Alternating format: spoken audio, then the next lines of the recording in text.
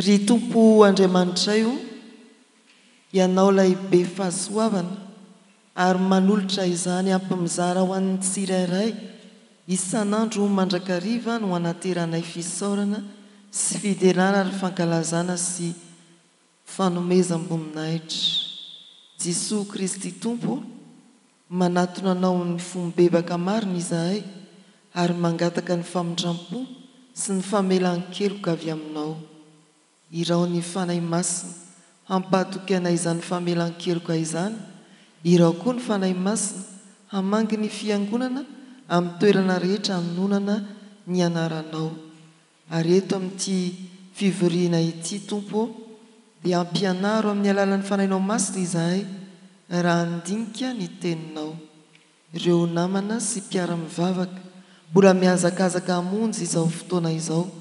dia ho tantaninao eny an-dalana tahak'izay nivombinanao anay ihany. Amin'ny anaran'i Jesosy Kristy no hanonanay ny vavakay. Amen. Timoty voalohany toko 5 andininy voalohany hatramin'ny 9. Timoty voalohany toko 5 andininy voalohany hatramin'ny 9. Isika rehetra hiaraka amin'ny vakiteny manao hoe amin'ny anaran'ny tompo aza mamely mafy loatra ny antim-panahy fa hanary toy ny ray izy ny tanora fanahy toy ny dralahy, ny vehivavy antim-panahy toy ny reny, ny tanora fanahy toy ny anabavy amin'ny fahadiovana rehetra. Meo voninahitra ny mpitondra-tena izay efa mpitondra-tena tokoa, fa raha misy mpitondra-tena manana zanaka na zavy, aoko ireo hianatra aloha haneo izay toe-panahy araka an'Andriamanitra amin'ny ao an-tranony ka hamaly ny ray ny aman-dreniny, fa izany no ankasitrahana eo anatrehan'Andriamanitra. Fa izay efa mpitondra-tena tokoa ka irery tena dia efa manan-tena an'Andriamanitra ka maharitra amin'ny fangatahana sy ny fivavahana andro aman'alina. Fa izay vehivavy manara-po amin'ny fahafinaretana dia maty fahavelony, ary izany zavatra izany no didio mba tsy hananany tsiny. Fa raha misy mamelona indrindra fa ny ankonany dia efa manala ny finoana izy ka ratsy noho ny tsy mino azy. Amen. Ray masino, ny teninao no fahamarinana. Amen. Misaotra an'Andriamanitra tsika fa mbola entindray ao amin'ny bokin'ny Timoty voalohany. Efa lany tsenjery ny momba ny Timoty voalohany. Misy toko 9 nosoratan'i Paoly tany Makedonia manodidina ny 580 aorianan'i Kristy. Inona koa?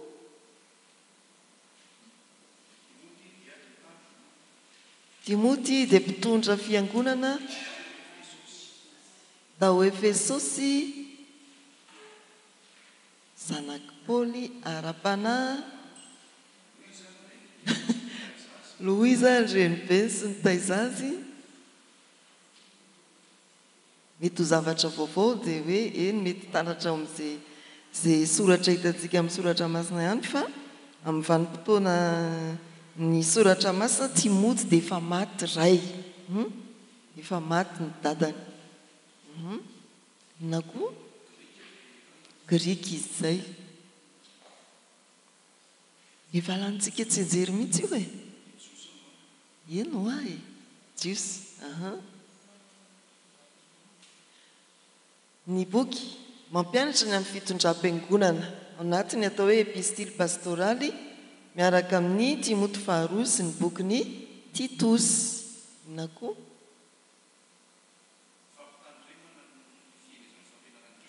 fampitandremana ny amin'ny fampianaran-diso momba ny fampivadiana hanina ny sasany, ny fampianarana tsy hanambady, ny filazana hoe tena ratsy izao tontolo izao ka tsy misy ahitana vonjy raha tsy manaraka n'ilay fampianarana ataony ny fampianaran-diso.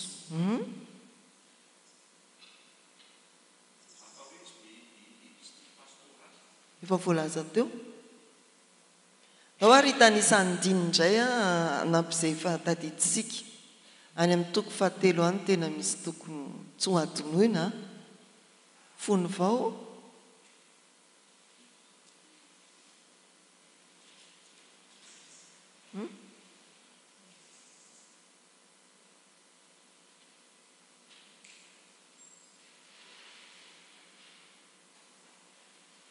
fahenina ry fitiavam-bola amin'ny fototry ny ratsy rehetra.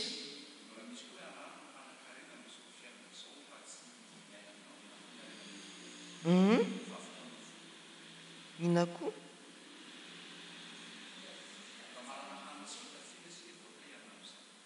miadiny ady tsara ny finoana azony fiainana mandrakizay fa amin'izany iantsonanao koa sy nananao vaonao vavolo fanekena toy ny ohatran'ny vavolombelona maro tsy nitondra na inona teto amin'izao tontolo izao isika ary hita fa tsy atondra na inona misy fampitan-kevitra izay voaingana tsy kely anitako hoe tsika raha tonga teto tany dia napekanjony hiala eto koa isika apekanjony marina zany ny voako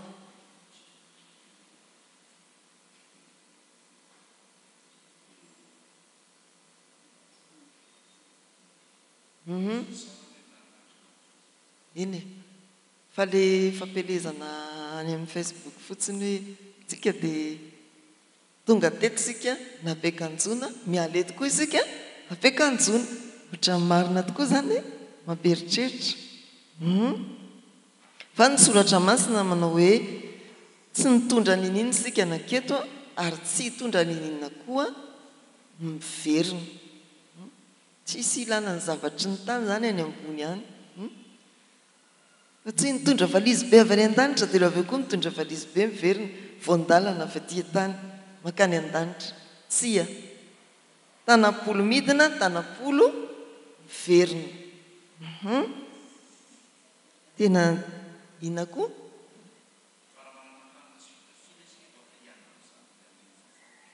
amin'ny toko fafiry 6-8 fitiavam-bola ny fototry ny ratsy rehetra fa raha manan-kanina sy fitafiana isika dia oka hianina amin'izany dia ahoana tsy mahazo misera mihitsy izany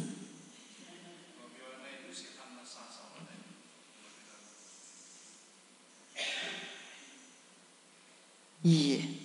ndao ary ilaozantsika ny fanamarian'iny misy fanampiny reto ny bokin'ny Timoty dia azo iainana tsara ny fiainantsika andavanandro toy ny hoe raha miatrika zavatsarotra tsika dia aoka hiazona ny finoana sy ny fampianarana marina ny Timoty 1:1-9 sy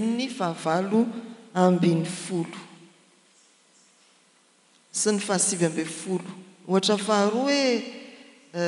amin'ny andavanandrom-piainantsika dia aoka ho feno fanetretena sy fitiavantsika io le aoka ho fianarana ho an'ny mino ianao amin'ny fitiavana sy ny sisa sy ny sisa ary ny ohatra fahatelo ilazana hoe azo ampiarina tsara amin'ny fiainana andavanandro dia ny fomba fijery ny mpanoratra ao amin'ny Timoty 1 ny harena betsaka ny andin-tsoratra masina izay ny tany saintsika teo ao anatin'ny Timoty 1:9-9 hatramin'ny 10 rafitry ny boky nitsotra indrindra ny nentina tamintsika amin'ity an'io tia mizara roa ny bokin'ny Timoty ny toko 1 hatramin'ny toko 7 dia manambara ny amin'ny fiangonana fampianarana ny fiangonana ary ireo mpitondra ny fiangonana ao anatin'io mantsy ny famariparitana ny atao hoe mpitandrina sy ny fenitry ny atao hoe dekona ao amin'ny toko 7 indrindra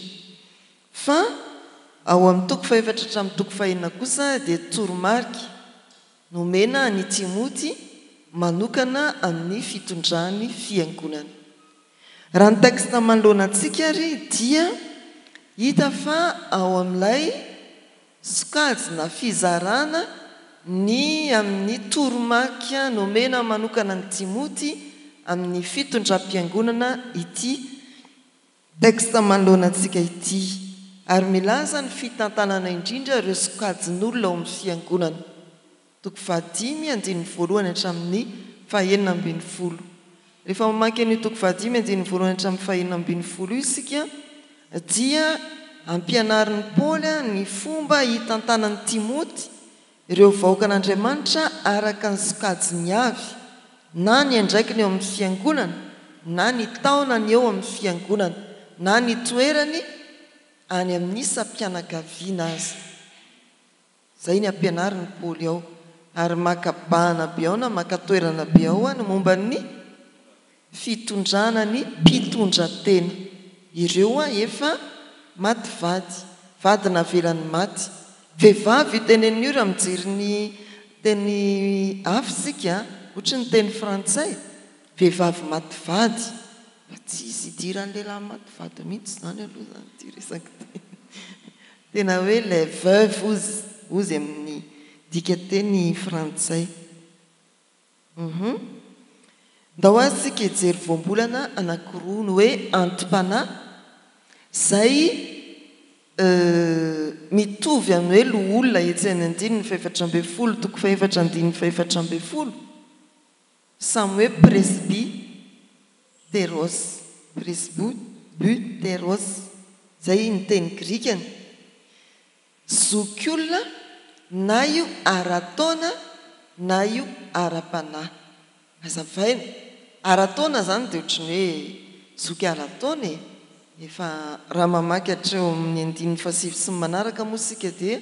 ny 80 taona eo no lazainy zokiolona. Ireo zany ny sokajiana hoe zokiolona sady mpitondra-tena, ireo tokony hojerena manokana. Fa ny antom-panahy koa eto, antom-panahy eto ny nandikany azy aty amin'ny Timoty voalohany toko fahadimy, fa ny loholona sy ny antom-panahy dia voambolana ray ihany, teny grika ray ihany no atao eo io hoe presbyteros, voambolana ray ihany no nadika hoe loholona sy antom-panahy. Ka na izy zany zokiolona amin'ny taona, na izy ny zokiolona na zokiolona ara-panahy, ny zoky ara-panahy, zany hoe mety ho zandrinao amin'ny taona izy fa zokinao ara-panahy. Ohatra hoe ao amin'ny sampana Dorcas zay zokiolona daholo ny akamaroany, ny filohan'ny Dorcas dia saika zandriny ireo zokiolona ireo, mbola ray am-panahy, reny am-panahy izy zany. Raha averina amintsika foana hoe raha ohatra zany hoe ny mpitondra fivavahana zay vao manomboka ny asany dia azo antoka mihitsy fa zandry amin'ny taona, fa saingy ray am-panahy izy na reny am-panahy izy. Dia zay zany misy sokajy roa zany io teny io ny dikany, ny ara-taona amin'ny maha-olona, fa heviny koa ara-panahy dia ny hoe ireo mpiandraikitra ara-panahy, na birao an'ny sampana io, na birao an'ny fikambanana misy atsika io, na eo anivon'ny fitandremana ny mpitandrina io, na ny birao am-piangonana io, dia ireny ilay antom-panahy, zoky ara-panahy. Ny teny hoe ny ao an-tranony io dia teny tokana amin'ny teny grika, nataony hoe oikos na oikon, adika hoe trano. Ny trano amin'ny teny grika dia manondro koa izay ao anatiny. Ny ankonana hoy isika malagasy, ny ankonana mantsy dia ilay raha akoho izy dia ilay ao ambany elatry ny akoho. Ny ankonana dia ny ao ambany tafitrano rehetra. Raha miteny ny asan'ny apôstôly natao batisy izy mba amin'ny ankonany, ny ankonany izay dia io oikos io, zany hoe tao anatin'izany na vorona na giza na omby na inona rehefa tao ambany tafitrano. Zay ny tao amin'ny asan'ny apôstôly. Sika moa amin'ny fiarahamonina mandraka ankehitriny mbola misy olona hoe ao ambony-drihana ny olona, any ambany-drihana ny omby, na ny gana na ny kisoa. Raha mamangy ianao eto ny olona matory dia tsy atombo-pandriana etsy ny kisoa. No ny antony inona? Ny tsy fandriam-pahalemana. Sika mpamangy dia mahita an'izany, isika miara-dia ampitandry dia mahita an'izany, izany ny fiainan'ny olona. Zay ankonana daholo zany. Raha miteny zany ny asan'ny apôstôly natao batisy izy mba amin'ny ankonana, dia izay rehetra tao ambany tafitrano miaraka tao. entiny hafanampo moa dia atao batisa mbakiny akoza. Dia iny zany a tena mandiso mihitsy ny koa nylay hoe olon-dehibe ihany ny atao batisa satria raha miteny ny soratra masina ny asan'ny apôstôly hoe natao batisa izy mba amin'ny ankonany dia tao anatin'izany ny ankizy madinika. Zany koa azo amaliana tsara ny fampianarana manao hoe olon-dehibe ihany ny atao batisa fa rehefa jerena ny teny fototra no hoe oikos dia ny olona rehetra ao anatin'ny tokantrano zany fa tsy hoe izy mivady lehibe ihany na izy mivady lehibe sy ireo efa tonga taona tsy fantatra moa ny lehibe manao batisa olon-dehibe firy taona na firy taona dia izay lay tsara ho fantaritsika amin'izany no hoe ny ao an-tranony dia ilazana hoe ilay ankonana anankiray fa indraindray koa izy io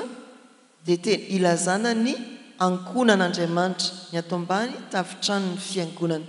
isika mianakavy ilay mifampiantso hoe riavana malala tena ny fianakaviam-be n'Andriamanitra ny mpianakavy ny finoana eo anaty fonosana io hoe oikomene dia ilazana ny azafady tsisy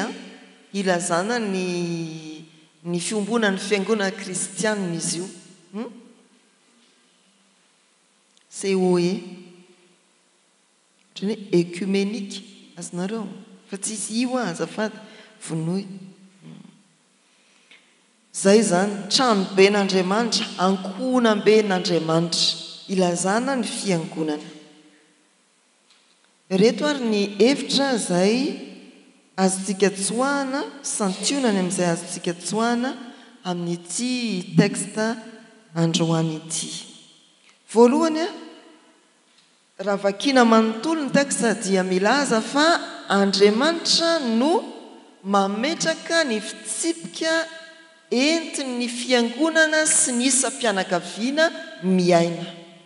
Andriamanitra no mametraka ny fitsipika entin'ny fiangonana sy ny isam-pianakaviana miaina. Raha mijery sika verina ihany hatrany amin'ny 9:20 dia toa milaza fitsipika anatiny momba ny mpitondra-tena ohatra ny texte manomboka eo amin'ny 3 hatramin'ny 9:20 iza ny atao hoe mpitondra-tena io moa zany dia tokony alain'ny voamera sosialy mihitsy hoe farito amin'io ary ny mpitondra-tena raha faritana amin'io mpitondra-tena ny latsaky ny 80 taona rehetra dia efa tsy manao dosia aloha zany zay ny ara-tsoratra masina olona mbola tsy niverina nanambady mihitsy hoe nanambady izy dia mativady avy eo miverina nanambady indray dia mativady tsy zany araka ny soratra masina zany hoe tsy olona mativady indreo fa mativady indray mandeha ihany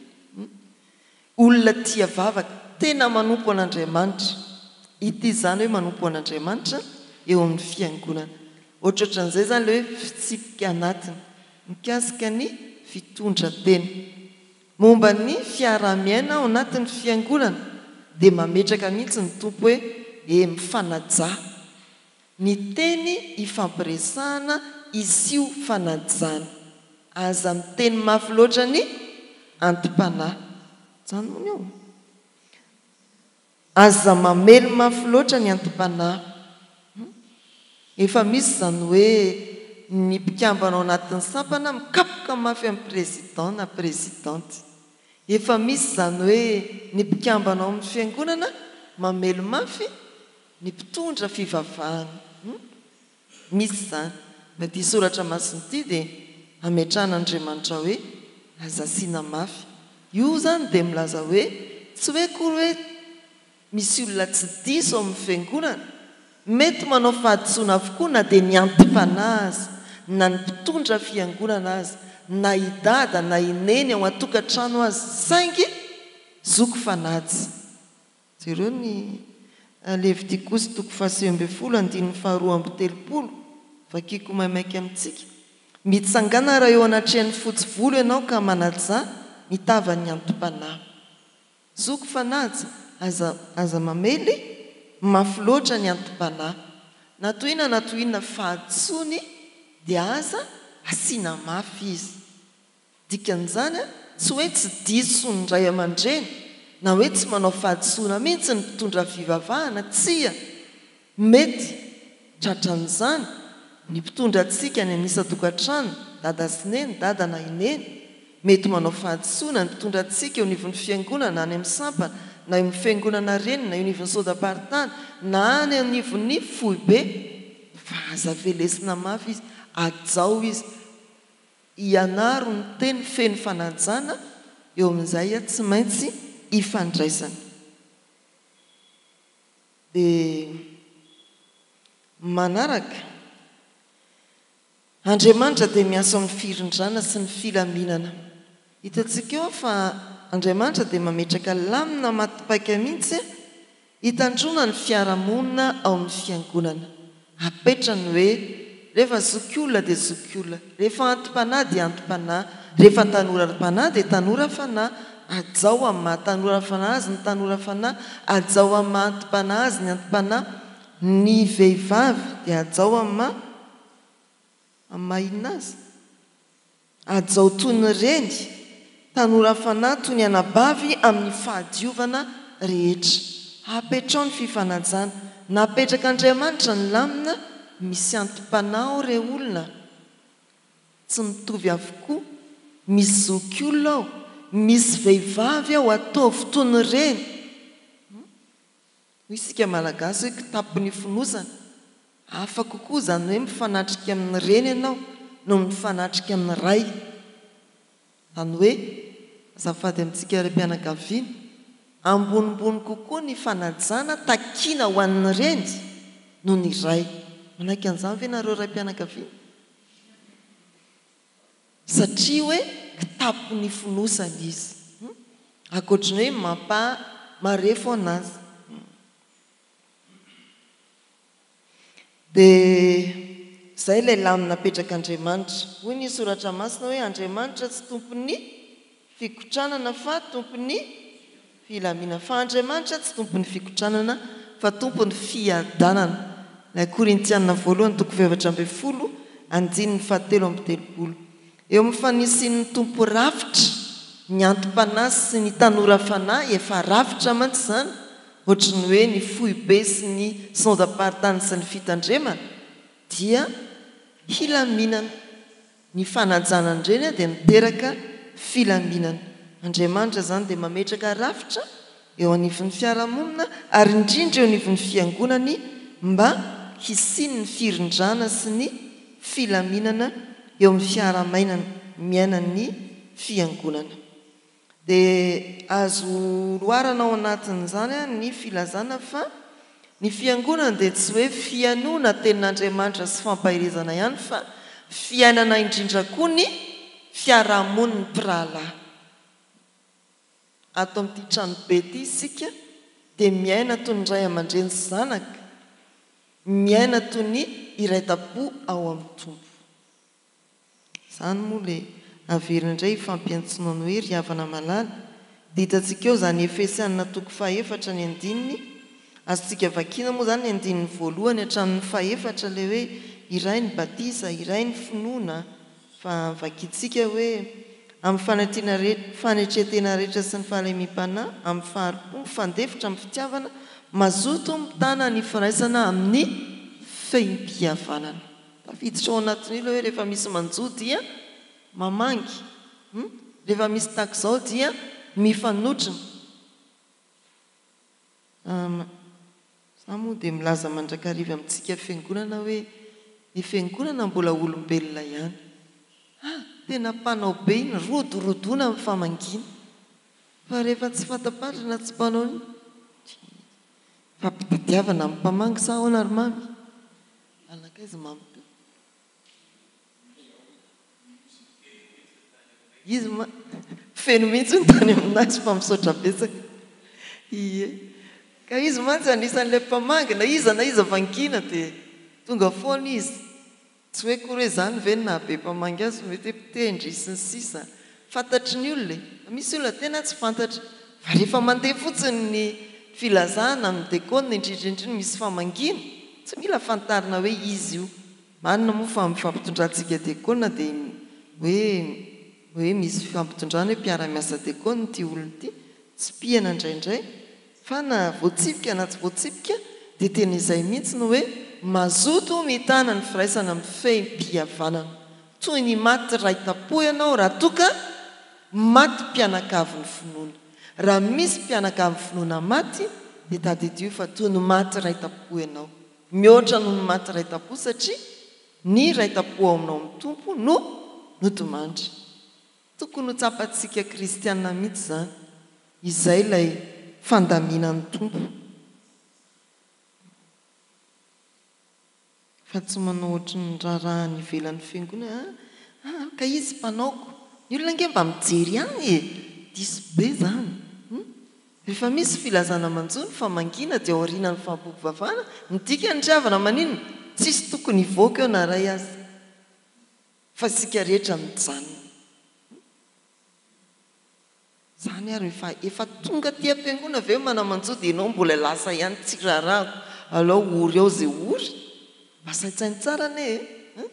izy ary efa aty am-piangona ndraindray reny moa fandaminan'le fianakaviana mihitsy fa tsy hoe ny fidifidy ndraindray koa misy hoe ny filazana manjo sabotsy zoma ohatra ny tonga sabotsy ny alevina tsy vita tsony dia fanaraka manamanjo hoe lahady zany ohatr'izay ny anton'ireny dia raha ireny zany ka ity soratra masiny ity ny iainana hoe tena ankonana iray ao an-tranon'Andriamanitra isika dia tokony tena hoe zara ary zareo izy tonga aty am-piangonana tsisy miala eto tsika vavitaina ny famangina izay vao mody dia zany tena mbola lavitry ny afo ny kitay ozy ny olona fa fianarana zany ho antsika ireo misy 5 sika ireo efa iaino zany zavatra zany fa nampianarana sika ny manaraka Andriamanitra dia manome lanja ny tsirairay manome lanja ny tsirairay Andriamanitra araka ny sokajiny avy to amin'ity soratra masiny ity dia mbola averina ihany hoe voatsipika Andriamanitra ny antom-panahy ny vehivavy ary vehivavy indrindra dia ny tanora fanahy vehivavy ataovy anabavy amin'ny fahadiovana rehetra takizay tena hoe manome lanja ahoana ny ilazana hoe manome lanja ny tsirairay teo amin'ny fiarahamonina fa izany lehilahy dia efa lehilahy raty eo fa ny vehivavy somary natao anjorom-bala ka eto amin'ity soratra masiny ity zany dia nasongadana hoe mendrikaja ireny aza atao tsinotsinona izy ireny fa mendrikaja tsy tokony hodiana tsy hita eo amin'ny fiarahamonina manome lanja ny tsirairay isa-tsokajiny na amin'ny taona na amin'izay hoe maha lehilahy na maha vehivavy izay Andriamanitra vatana iray ihany fiangonana dia isika mila manana ny fijerin'Andriamanitra tsika ray trano io ataovy hoe ao amin'ny tokantrano anankiray dada sy neny sy ny zanany 3 ohatra dia anana fijery hafa ve ny anankiray amin'ireo 4 hafa hitongilana aveo itsitiatiako kokoa zareo no olana tamin'ny fianakavian'i Jakoba rehefa nitongilana tamin'i Josefany ray aman-dreny dia naninona velom-pialonana ny sisany dia teraka ny olana zareo no olana tao amin'ny dadanisy ty kambana Esau sy Jakoba rehefa nitongilana tany amin'ny Jakoba ny reniny dia naninona teraka ny olana fa ilay fijery mitovy fijerin'Andriamanitra amin'ny tsirairay dia mba tokony fijerytsika koa tsy misy fizahan-tavan'olona tsy misy fizahan-tavan'olona nataon'Andriamanitra mitovy endrika aminy sika zay ilay Genesis 1 andininy 17 tsisy hafa hoy isika hoe tsisy hafa hoana pastera volokoditra hafa volondoha hafa ny fiteny hafa fa ny fijerin'Andriamanitra dia mitovy sika samiarin'Andriamanitra na iza na ianao na ny frantsay na ny anglisy na ny amerikanina na ny japonais na ny kely masina ny mavoditra na ny mena hoditra na ny mainty oditra samyarin'andriamanitra samy zanak'andriamanitra dia mitovy dia izay fijerin'andriamanitra izay ny tokony fijerin'ny fiangonana koka tsisy anavahana ao amin'ny fiangonana fa izay tsy pianeto averina ihany dia ny hoe ny mpitondra tena dia omen'andriamanitra toerana manokana raha ny soratra masina ny jerena miverina indimy amby fitopolo ny teny hoe mpitondra tena ao amin'ny baiboly 5:70 mibetsaka indrindra dia Deutéronomie 2:10 izay manipika ny tokony hitsinjovana ny mpitondra tena amin'ny fiarahamonina rehetra izy an'izany hoe rehefa manoto ny voaloboka ao ianao dia aza hotazana daholo fa aloha ny sisa mba ho raisiny mpitondra tena rehefa mijinja ny varinao ianao izay ny ao amin'ny Deutéronomie aza mba alaina ny akanjon'ny mpitondra tena anaovanao tsatoka izany hoe anaovanao kalo iambesana ny vokatrao izany ny ao amin'ny Deutéronomie karazan-drazany tahaka izany izany hoe mitsinjo ny mpitondra tena ny soratra masina araka ny Deutéronomie ao amin'ny lioka indray ny filazantsara ao amin'ny lioka dia misivy ny teny hoe mpitondra tena izay anasongadiana ny tompo ny mpitondra tena ohatra ilay nanao rakitra ny fivelomany rehetra ohatra ilay mpitondra tena taonaina ohatra ilay mpitondra tena naherina angataka izay ilay mpitondra tena tany saina ao amin'ny lioka misivy izy ao amin'ny epistily dia ny epistily voalohany ho an'ny Timoty no misy teny betsaka manao hoe mpitondra tena ty Timoty voalohany ity zany misy filazana betsaka ny hoe mpitondra tena ary manoloana antsika eto moa raha isaina dia be dia be zany manomboka eo amin'ny 7 dia makaiza koa 5 tsy izay moa 4 mbola misy 4 5 za koa 6 zay zao dia 4 ery amin'ny 1:10 zay zao dia 5 dia ny 9 sisa ny jerentsika ery amin'ny 9:10 isan'ny hoe 9 mpitondra tena ato amin'ny Timoty bokin'ny Timoty zany dia manome lanja ny mpitondra tena tahaka izay nomezan'Andriamanitra lanja ny mpitondra tena hatrany amin'ny testamenta taloha tokony ho tsinjovina ny mpitondra tena tsy nahirika izy tsy navahana izy fa tena notsinjovin'Andriamanitra amin'ny fianakaviana sasany dia misy an'ilay fitenenana hoe efa lasa moa ny ndraisana dia tsy tadidy intsony ilay viladivavina sy ny sisa sy sisa misy teny malagasy an'izany efa lasa ny ombonana hoe maty ilay vadin'ilay ramatoa dia tiany ny fianakaviam-badiny ihany ilay vadina velo fa ny soratra masina dia manao hoe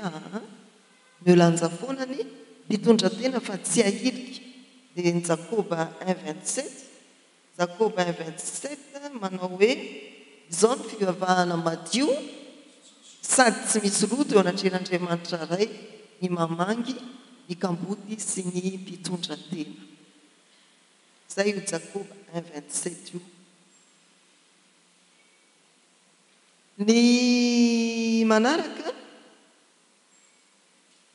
ny fampianaran'Andriamanitra fa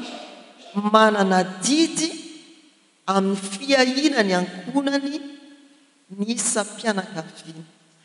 ary toraka izany koa ny fiangonana dia manana andraikitra ihany vahoakan'Andriamanitra ao aminy raha tsy izany ny soratra masina dia efa nandany finoana izy ireny ka ratsy noho ny mino azy raha misy tsy mamelona azy indrindra fa ny ankonany dia efa nandany finoana izy ka ratsy noho ny tsy mino azy raha mamaky sika ny andininy 4 mifanohy amin'io dia manao hoe fa raha misy mpitondra tena manana zanaka na zafy aoko ireo hianatra aloha aneo izay toe-panahy araka an'Andriamanitra amin'ny ao an-tranony ka amalisoa ny rainy aman-dreniny fa izany no ankasitrahana eo anatrehan'Andriamanitra ao anatin'io dia te ilaza ny mpanoratra hoe ho an'ny mpitondra tena mbola manana zanaka na zafy dia ampianaro ny zanaka aman-jafiny hikarakara ny ray aman-dreny ny mpitondra tena zay io fa raha tsy manao an'izany izy a dia efa nandany finoana ka ratsy no ny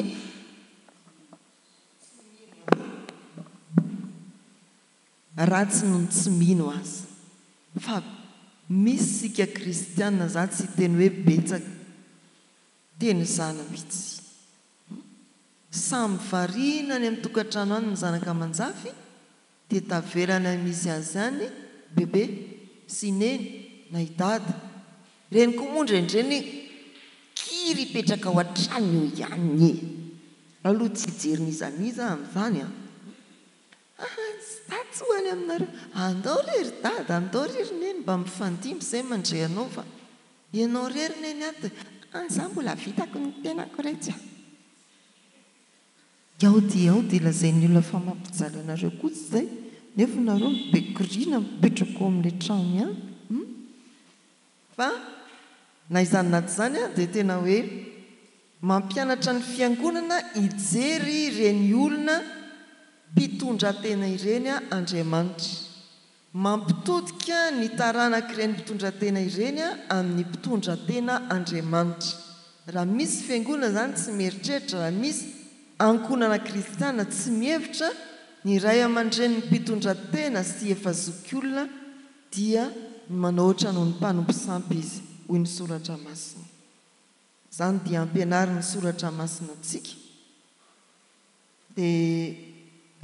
efa nilazaina teo ihany moa ny andininy fahasivy sy ny manaraka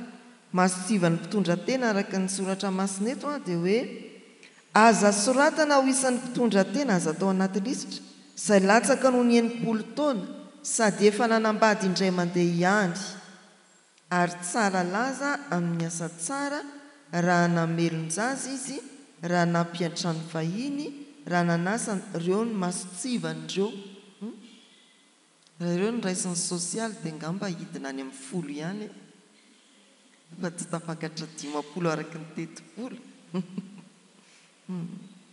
fa mendrika jereny reny kay izay tena masotsivana ara-tsoratra masina io fa tsy ary koa dia be masotsivana be manao izay tsy tafiditra ny sasany mihitsy fa ny ara-tsoratra masina dia eny ary tandremo sao ratsy noho ny tsy mino sika mandany finoana tsy mieritreritra ny ankonantsika ny farany a ny ampianarin'Andriamanitra eto koa dia ny filazana hoe amin'izay ahatsiarovantsika ho marefo toy ny mpitondra tena no ametrahantsika fitokisana amin'Andriamanitra amin'izay ahatsiarovantsika marefo toy ny mpitondra tena no ametrahantsika fitokisana amin'Andriamanitra andiny ny fahadimy fa izay efa mpitondra tena tokoa ka irery tena dia efa manantena an'Andriamanitra ka maharitra amin'ny fangatana sy ny fivavahana andro aman'alina tena manankim-po amin'Andriamanitra no izy marefo lasa andro ny akinana avy anaty farankososina dia tena manankim-po amin'Andriamanitra izany ny tena mpitondra tena mendrim-piterana ary fianarana ho antsika no hoe amin'izay ahatsiarovantsika ho marefo na ara-pahasalamana na ara-toekarena na ara-tsaina na latsaka ambany dia ambany moralanao no ny zava-miseo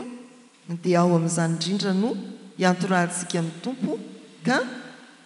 ametrahantsika fitokisana amin'Andriamanitra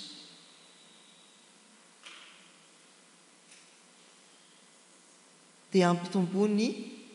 fiainam-bavaka ny tsirairay aoka mba ampitombo ny fiainam-bavaka ny tsirairay isika kristianina samy manan'izay antony mamparefo antsika isika na amin'inona na amin'inona dia izany no antony hiantorahantsika amin'Andriamanitra sao tsika mieritreritra hoe tsy marefo ara-bola dia tena tsy mila an'izaniza misy inona foana ireny misy banga foana ny fiainan'ireny olo ireny ahatonga azy ianinona hiantoraka amin'Andriamanitra ametraka fitokisana amin'Andriamanitra. Indraindray mantsika dia diso hevitra hoe areny moa inona zao mba olan'ireny samy manana daholo na iza na izy. Ny sasany manana olana ara-bola, ny sasany manana olana ara-tokantrano, sasany manana olana ara-ankonana, sasany manana olana ara-kasa. Betsaka mpanolanolona eto daholo izao tontolo izao. Fa ireny dia tady ahafahantsika miantoraka amin'Andriamanitra. Tsy ny mpitondra tena ihany no tokony antoraka mafy amin'Andriamanitra, ametraka ny fanantenana ny soratra masina, fa isika rehetra dia atao amina hitombo amin'ny fiainam-bavaka, ametraka ny fanantenantsika amin'Andriamanitra. Dia io moa ny Salamy 5:5 andininy 2:20 mora tadidy zany 5 dia ganagana mody moa ny taremarika 2:20 aminay tantsaha, ganagana mody vavakina nge zany ahoana le izy.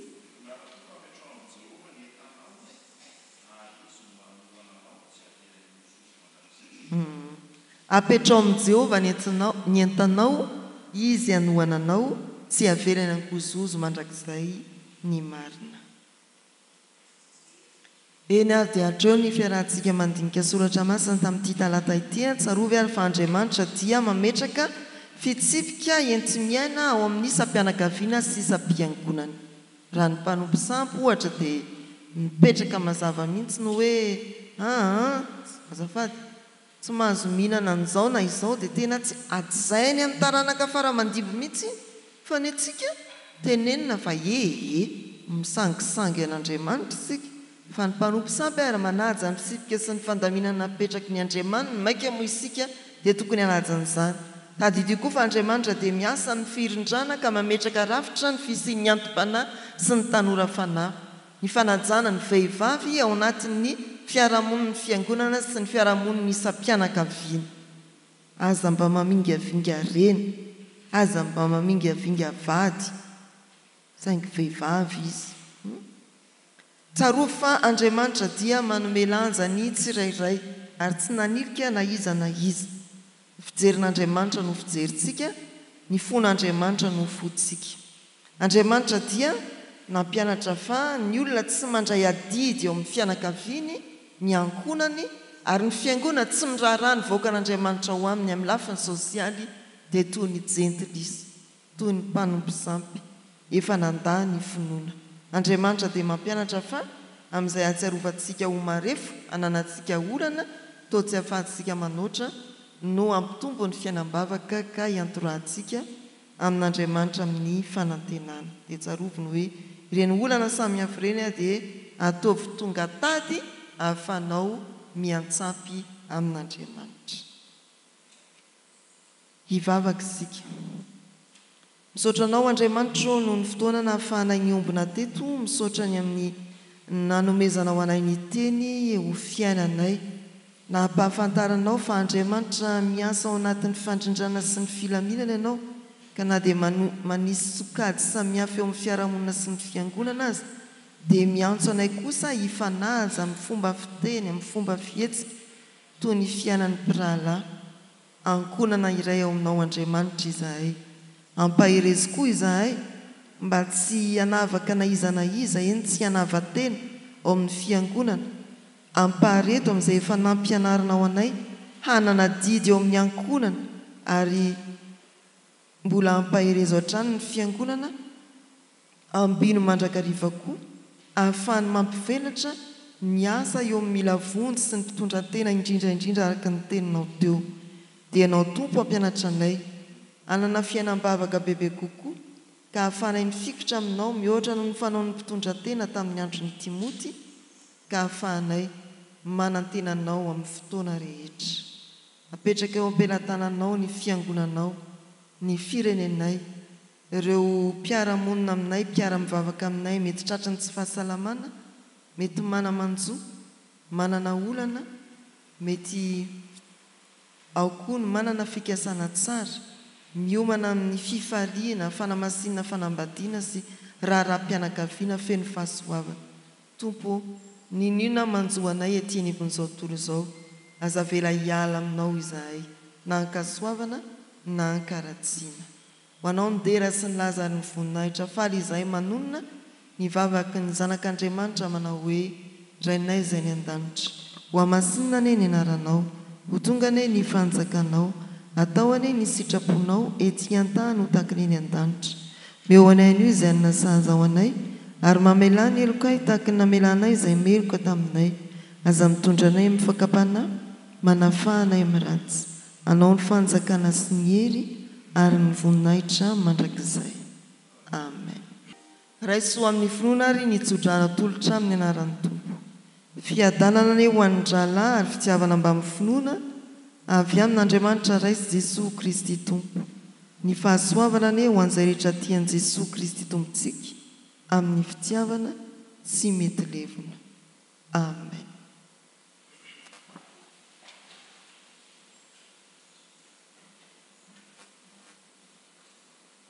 ho an'Andriamanitra irery ihany ny voninahitra amin'ny anaran'ny Ray sy ny Zanaka ary ny fanahy masina amen